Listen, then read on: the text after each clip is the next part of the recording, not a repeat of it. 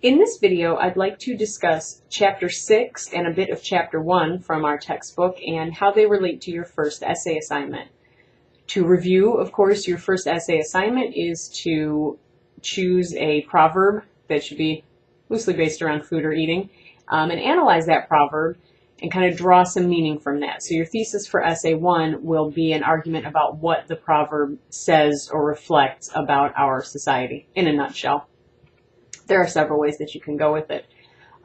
So I want to talk about this kind of active reflection and analysis. Chapter 6 is all about writing to reflect. And I want to draw your attention first to the first two paragraphs on page 65, which is the beginning of the chapter. And our authors say that when we reflect, we consider an idea or experience in order to come to a greater understanding of its significance. They go on to say in that second paragraph that the goal of a reflection should not be to simply vent or release pent-up rage or whatever, but a reflection should allow readers to share, or should allow writers to share with their readers discovery, a discovery of significance.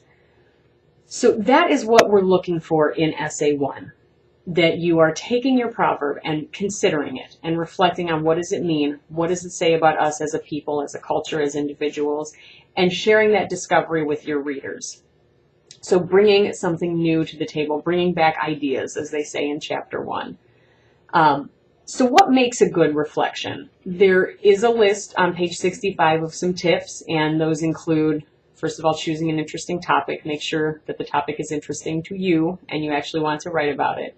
But the authors of our textbook also encourage us to write with a personal voice, use concrete details, always. Show, don't tell, right? Don't tell me the house was scary. Show me the cobwebs and the creaking boards and the shadows and the ghostly apparitions.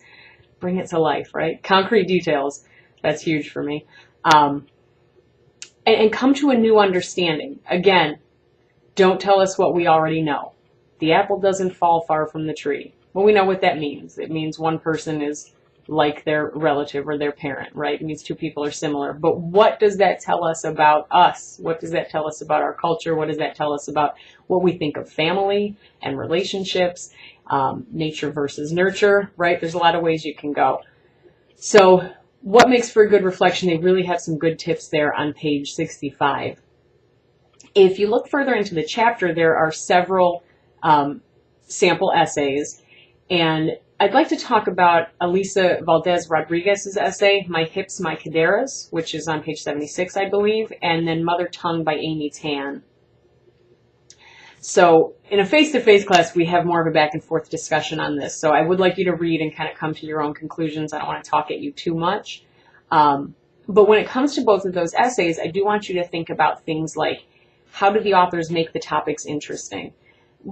Both authors are from immigrant families, right? So Valdez-Rodriguez has a Hispanic background and Amy Tan is Chinese American.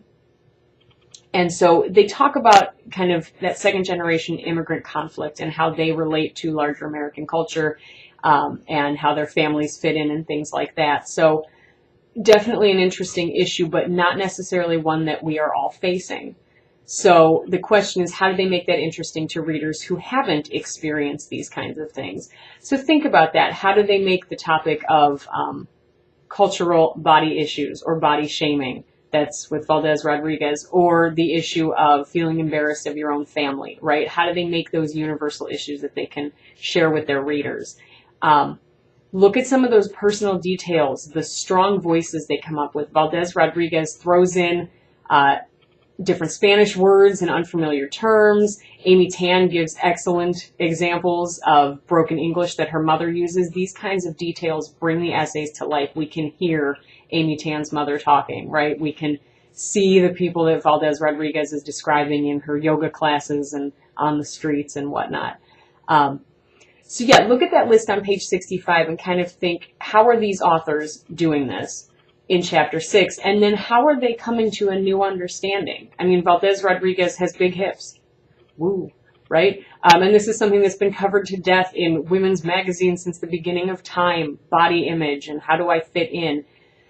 So what new thing is Valdez Rodriguez bringing to the conversation? What new idea does she bring back from her experiences? Amy Tan, the immigrant experience. This is a nation made up of immigrants. How does Amy Tan make this new? What new idea, thought, concept does she bring in her reflection? So I know it's kind of a lot to take in, but that's why I really like the essays in Chapter 6. I think they're pretty helpful for Essay 1. So briefly then, Chapter 1 of your textbook has a really helpful example, or a helpful chart on page 35, and that looks at kind of generally approaching an essay, and they give you 5 steps, which are identify purpose, narrow your topic, write a working thesis, go back and evaluate that thesis, and then finally write a draft. So check that out and think about it as you're writing Essay 1. What is the purpose of your essay? You know, the assignment is to analyze a proverb, but what is the purpose of your essay? Is your purpose to agree with the proverb, disagree with the proverb? Is your purpose to show how we follow it in this nation or we don't? You know, is your purpose to prove that it's wrong? Is your purpose to provide a million examples of how it's right?